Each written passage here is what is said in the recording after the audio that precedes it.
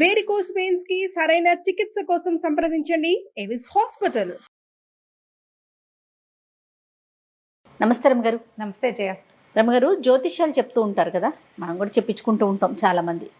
అయితే నాకు ఎప్పుడు ఒకటి అనిపిస్తూ ఉంటుంది, వాళ్ళ జాతకాలు వాళ్ళు చూసుకొని దానికి సంబంధించిన రెమెడీస్ అవి ఉంటాయి కదా, అవి చేసుకుంటారంటారా? పెద్ద క్వశ్చన్. చూసుకుంటూ ఉంటారు. గ్రహస్థితి ఇది వచ్చింది, అది వచ్చింది, ఇది అయింది, అది అయింది చూసుకుంటారు. శాస్త్రం ముందు ఎవరు అతీతులం కాదు కదండి. కాదు, ఎవరైనా విధికి కూడా మనం ఎవరం అతీతులం కాం. ఖచ్చితంగా కదా, జరగాల్సింది జరుగుతుంది. ఏదో మన టైం బాగోలేదు అవుతుందని జాగ్రత్తగా ఉంటారు, రెమెడీ చేస్తారు. బహుశా కంట్లో గుచ్చుకోవాల్సిన ముళ్ళు కాల్లో గుచ్చుకుంటుందేమో వాళ్ళకి తెలుసు కాబట్టి. తెలిసిన జ్యోతిష పండితుల ఇళ్లలో మరణాలు ఉండవా, అనారోగ్యాలు ఉండవా, పెళ్ళిళ్ళు ఫెయిల్ అవటాలు అవి జరగవంటావా? వాళ్ళకి జరుగుతాయి, తప్పించుకోలేరు. పోనీ అంటారు, విధి అంతే. దాన్ని తప్పించుకోవడం ఎవరి వల్ల కాదు కదా. కాకపోతే చూసుకునే ఉంటారనే అనిపిస్తుంది నాకు. ఈ టైం బాగుంది, పిల్లలకి ఈ టైం బాగుంది, ఇది వివాహ సమయం, అలాంటివి చూసుకోగలుగుతారు ఎవరైనాను. దీని మీద ఒక మంచి కథ ఉంది, వాళ్ళకి సరదాగా ఉంది. ఓకే. దినదిన గండ కథ పేరు. దినదిన గండం నూరేళ్ళ ఆశ. దినదినము గండమే కొంతమందితోటి. అలాంటిది పూర్వము ఒక రాజుగారు ఉండేవారు. ఈయన పేరు ఏం చెప్పుకుందాం, ఒక రాజవర్మ అనుకుందాం. పేర్లు మర్చిపోయాయి, చాలా రోజులైన చదివి. ఈ రాజవర్మ గారు మహాకఠినుడు. ఆయనకి ఏది తోస్తే అది అయిపోవాలి, ఎలాగంటే అలాగా. ఆయన ఏదైనా ఒక మాట అడిగి, పైగా ప్రథమ కోపి ఆయన. అంటే కోపం వస్తుంది, ముందు కోపం వస్తుంది, తర్వాత కత్తికి పని చెప్తాడు, ఆ తర్వాత ఆలోచిస్తాడు. చాలా మందిని చంపేశాక వాళ్ళు అయ్యో వీళ్ళు నిర్దోషులు అని తెలిసేది. అయిపోయింది నేను రాజుని అనుకునేవాడు. అయితే ఈయనకి సమయజ్ఞుడని ఒక జ్యోతిష పండితుడు ఉండేవాడు ఆయన ఆస్థానంలో. ఓకే. ఆయన అంటే భలే ఇష్టం ఆయనకి.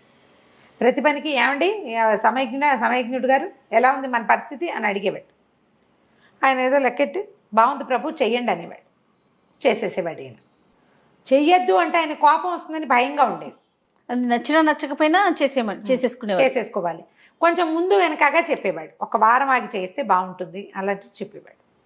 అయితే ఈ రాజవర్మ ఒక విచిత్రమైన ఆలోచనలు చేసేవాడు అనమాట. పక్క దేశపు రాజు ఆయనతోటి కొంచెం ఫ్రెండ్షిప్ ఉండేది, కానీ ఆ దేశాన్ని, ఆ చిన్న ఊరిని ఆక్రమించేసేయాలని ఈయన కోరిక, పక్క రాజ్యాన్ని. దానికి ఈజీ మెథడ్ ఏంటంటే, వాళ్ళతోటి ఫైటింగ్ చేయటం మన వల్ల కాదు. ఈజీ మెథడ్ ఏంటంటే, ఆయన్ని సరదాగా రమ్మని పిలిచి, ఆయన నేను ఎక్కడో కలుసుకుంటాం, ఆయన బంధించేస్తాడు. రాజు దొరికిపోయాక ఇంకేముంది అని ఒక ఊహ చేశాడు. తను గెలవలేడు, గెలవడం తన వల్ల సైనిక బలం ఎక్కువ. ఓకే. పైగా వాళ్ళకి దూరదర్శి అని ఒక మంత్రి ఉన్నాడు, వాడు మహా తెలివిగలవాడు ఆయన. అతను ఉండగా ఈ రాజును జయించడం కష్టం. సైనిక బలం కూడా వాళ్ళ మీద మనకు ఒక రవ్వ తక్కువే. కానీ ఆ రాజ్యం కావాలనిపించేస్తుంది అంతే. నాకు కావాలనిపించిందంటే దానికి సమాధానం లేదు, ఇంకా నాకు కావాలంతే అంటే ఇంకేం చెప్తారు. సరే, ఒకళ్ళిద్దరికి చెప్పాడు ఈ ఐడియా. మనం ఆ పక్క రాజ్యపు రాజు సూరసేనుణ్ణి అడవికి పిలుద్దాం, వేటకి. మృగయా వ్యసనం ఉంటుంది అందరికీ కూడా, మృగయా వినోదానికి పిలుద్దాము. ఆయన చిన్న సైన్యంతో వస్తాడు, ఆయన్ని బంధించేద్దాం అని చెప్పి ఈ సమయజ్ఞుడిని ప్రశ్న అడిగాడు. ఈ సమయజ్ఞుడికి నో అంటం అలవాట్లేదు, చెయ్యండి అంటమే. సాచివేతగా చెయ్యండి ప్రభు అన్నాడు. ఈయన రెడీ అయిపోయాడు. ఉత్తరం రాశారు. ఉత్తరం రాసి ఆ దీర్ఘదర్శి ఉన్నాడుగా, దూరదర్శి ఆయన ఏమనుకున్నాడు, ఎప్పుడు దీనికి పిలవలేదే. పైగా ఏదో ఎక్కడికో నువ్వు నేను వెళ్ళినప్పుడు అక్కడెక్కడో మనం కలుసుకోవటం వేరు, పనిమాల కలుసుకోవడానికి చిన్న సైన్యంతో ఎందుకు పిలుస్తున్నాడు. ఇప్పుడు ఈయన అడవికి వెళ్ళాడు, ఆయన అడవికి వచ్చాడు.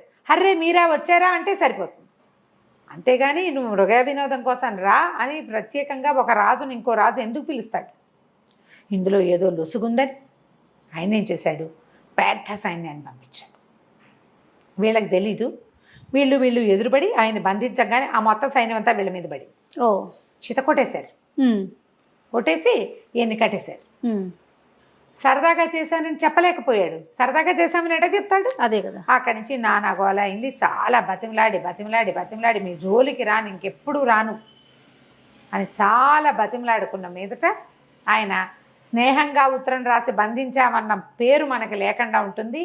మన ఊళ్ళో ఎలా చెప్పుకున్నా వీళ్ళ ఊళ్ళో అట్టాగే చెప్పుకుంటారు, వదిలేద్దామని ఈయన వదిలేశాడు. ఈ రాజవర్మ వదలబడ్డాడు. కానీ ఆయన ఒళ్ళు మండిపోయింది. వాడు వదిలేసినందుకు కాదు, సమయజ్ఞుడు తనకి తప్పుడు ఇది ఇచ్చినందుకు. నేను ప్రశ్నిస్తే వద్దండి ఇప్పుడు మానేయండి అని చెప్పాలి. చెప్పకుండా నన్ను పని అయిపోతుందని నన్ను ఎంకరేజ్ చేశాడు. ఆయన ఇచ్చిన ఇప్పటిదాకా కొన్ని ఎంకరేజ్ చేశాడు, అవన్నీ కుదిరినాయి. నేను నమ్మాను, నన్ను నమ్మించి పంపించాడు. వీడంతు చూడాలని ఆ పంచాంగకర్త ఉన్నాడుగా వాళ్ళ సిద్ధాంతిని రమ్మని కబురు చేశాడు. ఈ మృగయా వినోదానికి వెళ్ళిన సైనికులందరూ బిక్కమొహాలు వేసుకుని రావటం ఊళ్ళో చాలామంది చూశారు. ఒకళ్ళిద్దరు హింట్ ఇచ్చారు కూడా ఇతనికి. అక్కడ ఏదో జరిగిందని అర్థమైంది.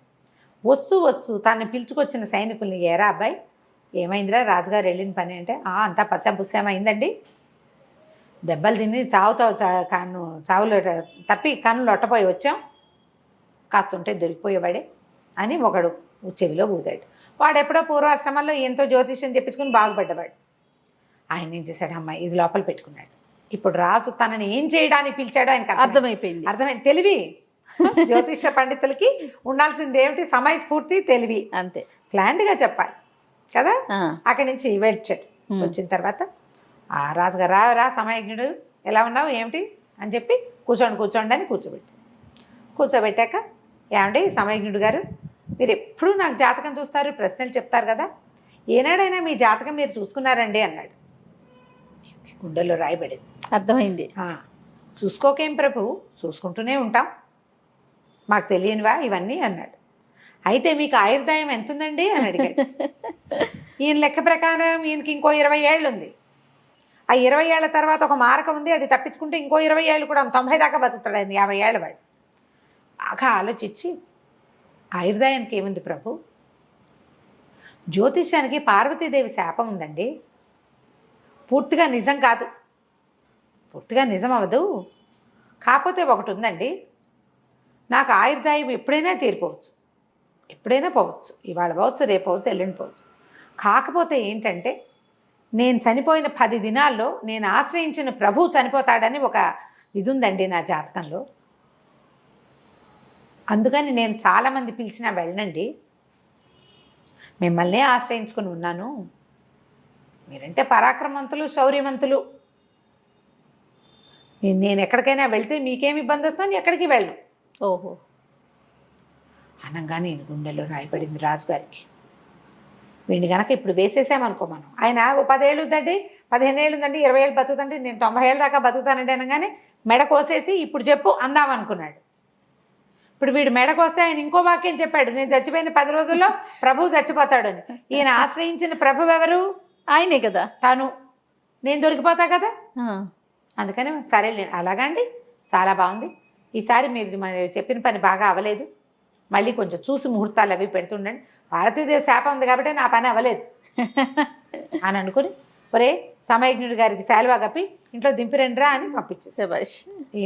ఈ రాజుగారి కొలువు దిన గండం, ఆయనకు ముందు నుంచి భయమే, ఇవాళ తప్పించుకున్నాం, మళ్ళీ ఎప్పుడు తప్పించుకోవాల్సి వస్తుందో ఏం చేస్తామో అని అనుకుంటూ ఇంటికి పోయాడు. చూడు కథ కంచికి మనం ఇంటికి. కానీ ఎంత తెలివిగా ఆలోచించాడు చూడు. ఎప్పుడు కూడా జయ, మనమేమో కోటప్పకొండ వెళ్ళామా, చిలక జోస్యం చెప్తున్నారు, మా చిన్న అబ్బాయి పైనుంచి దిగొస్తున్నాడు, వాడు పంచ కట్టుకుని ఒక పెద్ద లాల్చి వేసుకుని ఉన్నాడు, కొంచెం వెయిట్ లిఫ్టింగ్ కదా, దీన్ని చూడంగానే ఆ చిలక జోస్యం వాడు, పెద్ద అధికారంలోకి వస్తావు నాయన నువ్వు అని ఇలా చెప్పాడు.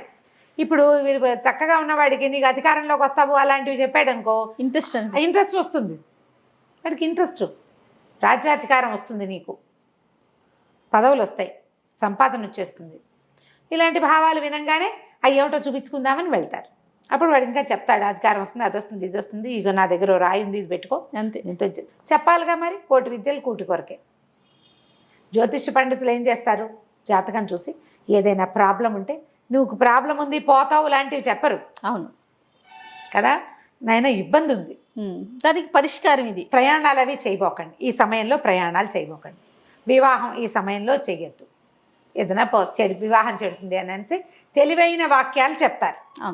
వాళ్ళు సస్టైన్ అవుతారమ్మా. ఈ గురువు బాగోలేదు, లేదా వీడు నీచంలో పడ్డాడు, వాడు ఉచ్చంలో ఉన్నాడు, వాళ్ళు మొత్తం అంతా కలిసి ఒక చోట ఉన్నారు, ఈయన వక్ర దృష్టితో చూస్తున్నాడు, ఈ వివరం అంతా చెప్తారు, నీకు అర్థమైనా కాపోయినాను, అంతే, నువ్వు గుర్తుండవు కూడా. ఇవి చెప్పాక అప్పుడు ఏం చెప్తారు, ఇలాంటి ప్రాబ్లమ్స్ ఉన్నాయి కాబట్టి వెళ్ళొద్దు, చెయ్యొద్దు, లేదా ఇది విధి, ఇది చెయ్యాలి, నువ్వు రోజు చేసుకో అలాంటివి చెప్తా అంటే దీనివల్ల ఆ గ్రహస్థితి అంత భయంకరంగా ఉంది. కొంచెం శాంతించి చెప్పాక కంట్లో గుచ్చుకోవాల్సిన ముళ్ళు కాల్లో గుచ్చుకుంటుంది, అంతతోటి పోతుంది. ఆశ్రయించడం మంచిదే, కాకపోతే గుడ్డిగా వెళ్ళకుండా కొంచెం మనది కూడా చూడాలి, ఆలోచించుకుని చేయాలి. రైట్. నమస్తే అండి. నమస్తే.